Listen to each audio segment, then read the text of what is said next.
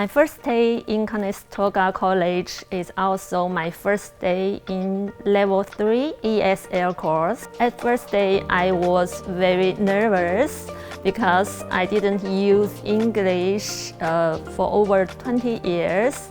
At first, I quietly listened, and at that time, someone asked me a simple question. I tried to answer it and slowly to join. At that time, I know we were the same situation. We try to adapt, we try to understand, we try to speaking.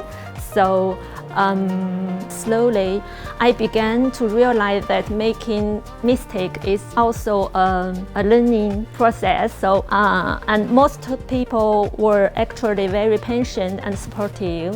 Whenever I said my English is very poor, they smile and encourage me. I feel more confident because I know we was going through the same transition. I become more open-minded and I can know more culture from different backgrounds.